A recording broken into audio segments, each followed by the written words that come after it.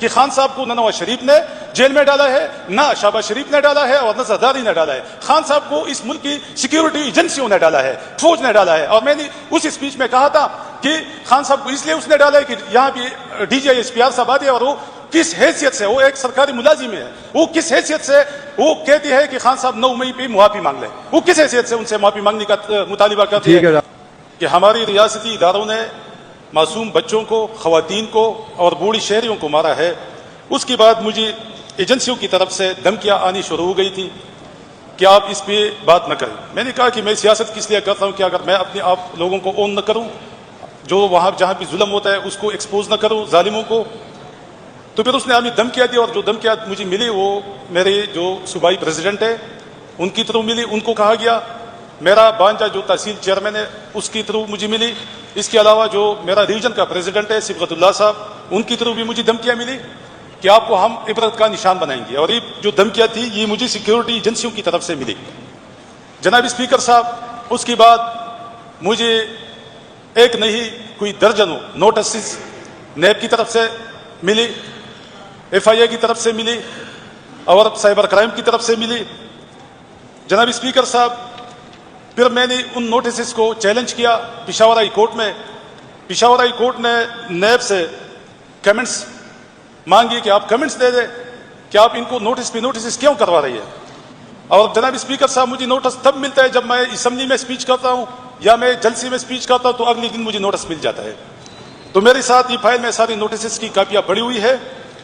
اچھا جناب اسپیکر صاحب، انہوں نے کمنٹس دینے کے بجائے نیب نے موقف اختیار کیا کہ ڈاکٹر امجد کو ہم نے ایک کوسچنئر بھیجا ہوا ہے اور وہ ہمیں رپلائی نہیں دیتا. جناب اسپیکر صاحب، اس معزز ایوان کی تھرو، اس اسمبلی کی سیکریٹریٹ کی تھرو میں نے 2 دفعہ سیکریٹریٹ کی لیٹر کے ساتھ ان کی جو کوسچنئر تھا اس کا میں نے رپلائی بھی دیا ہے، اور سیکریٹریٹ نے اس کو جو ریکارڈ پہ موجود ہے لیٹر بھی کیا ہے. تیسری دفعہ پھر میں نے آپ کو مخاطب کر کے کہا کہ اسپیکر صاحب یہ نوٹس بھیج رہی ہے، تو میں نے تیسری دفعہ آپ کی لیٹر کے ساتھ رپلائی کیا جو میرے پاس اس فائل میں پڑا ہے. چوتھی دفعہ میں نے اپنی پرائیویٹ سیکٹری کی تھرو نیب کو رپلائی جمع کرایا.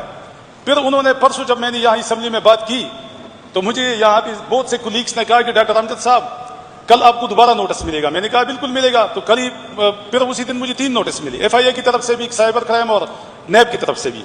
اچھا میں خود چلا گیا نیب، 24 تاریخ کو میں نیب چلا گیا. مجھ سے جو تفتیش کر رہا تھا یعنی ایک پارلیمنٹیرین سے، میرا جو اصل مدعا ہے یہ میں ابھی لے کے آ رہا ہوں کہ ایک پارلیمنٹیرین جس کو عوام منتخب کرتی ہے، میرا جو کانسٹیٹوئنسی ہے وہ 3.5 لاکھ آبادی پہ مشتمل ہے، لوگ ہمیں الیکٹ کرتے ہیں. اور وہاں بھی میں جب گیا میں تو سمجھا کہ ڈی جی نیب کے ساتھ میری ملاقات ہوگی اور ان کے سامنے میں پیش ہوں گا اور میں ان کے سامنے زبانی طور پہ اس سب چیز کو اس کی جوابات دوں گا. لیکن وہاں پہ ایک چھوٹا بچہ جو ہارڈلی یا 16 کا ہوگا یا 17 گریڈ کا ہوگا، وہ وہاں پہ بیٹھا ہوا. یہ اس پارلیمان کے ہر پارلیمنٹیرین کی یہ میرے خیال میں اس کی استحقاق مجروح ہو جاتی ہے کہ ایک بندہ آپ کو کنوکٹڈ مجرم کی طرح وہ آپ سے سوال کرے. اس نے سوال جواب شروع کی، ایسی مذاق خیز سوالات اس نے پوچھی جو اس نے کوسچنئر میں، لیکن میں تو میڈیا پہ نہیں لے کے آنا چاہتا تھا. اور یہی نیب جب بھی نوٹس کرتا ہے تو سب سے پہلے اپنی ٹاؤٹس جو میڈیا کی ان کے ساتھ بیٹھی ہوئی ہے، جو جرنلسٹ نہیں ہے، جو صرف وہ موگو والے ہے، جو موگے لے کے پھرتے ہیں، جس کو چلا موگو والے کہتے ہیں، ان کو بیچ دیتے ہیں. جو سوشل میڈیا پہ ان کی کوئی جرنلزم کی ڈگری نہیں ہوتے، وہ مجھ سے پہلے وہ نوٹس ان کو پہنچ جاتا ہے اور وہ میڈیا پہ تشہیر کراتی ہے. تو ان نوٹس کا جو جناب اسپیکر صاحب، اس کا مقصد ہے کہ مجھے پولیٹیکلی وکٹمائز کریں، مجھے میری کردار کشی ہو جائے تاکہ یہ بدنام ہو جائے. اچھا، جو میں اس لیے تھوڑا سا ٹائم لوں گا، جو کوسچنئر میں مجھ سے پوچھا گیا، مجھ سے 9 پراپرٹیز جو اسلام آباد میں، جو ڈی ایچ اے میں، جو پتہ نہیں کہاں پہ کہ یہ آپ کی پراپرٹیاز ہے، اور جو کمپلیننٹ ہے اس نے کہا کہ، تو میں نے کہا کہ آپ کے پاس نیب کے پاس اس طرح کا کوئی میکینزم نہیں ہے. میں نے کہا میں ہاؤسنگ ڈپارٹمنٹ کا منسٹر رہ چکا ہوں، آپ مجھے اپنا آئی ڈی کارڈ دے دیں، میں آپ کو 2 منٹ میں بتاؤں گا کہ آپ کی پوری صوبے میں پروونشل ہاؤسنگ اتھارٹی کی میں کون سی پروجیکٹ میں کہاں بھی گھر ہے یا نہیں ہے، یا پلاٹ ہے یا نہیں ہے، یا فلیٹ ہے یا نہیں ہے. لیکن آپ کے پاس یہ میکینزم بھی نہیں ہے کہ میرا آئی ڈی کارڈ آپ کے پاس ہے، آپ اس کو نہیں دے سکتے کہ ڈی ایچ اے میں میرا گھر کون سی سیکٹر میں ہے، کون سی گلی میں ہے، کون سا نمبر ہے. اس طرح F72 میں نے کہا کہ میں نے ایک ان کو ایفیڈیوٹ دی. یہ ایفیڈیوٹ میں نے ان کو عدالت سے تصدیق کر کے دے دی کہ یہ اگر یہ پراپرٹیاں میری ہے آپ مجھے لا کے دے دے. میں اعلان کرتا ہوں اور میں ایفیڈیوٹ دیتا ہوں کہ اس کو نیلام کر کے اسی سے جتنا پیسہ آتا ہے یہ سارا پیسہ آپ سوات میں جتنی بھی یتیم بچے ہیں بیوائی ہے ان میں تقسیم کریں. لیکن پہلے یہ ثابت تو کرے. آپ جائیں نا 7 میں کسی کی گھر پہ نیلامی کریں کہ وہ آپ کے ہاتھ پاؤں توڑ دیتے ہیں کہ نہیں توڑ دیتی. تو جناب اسپیکر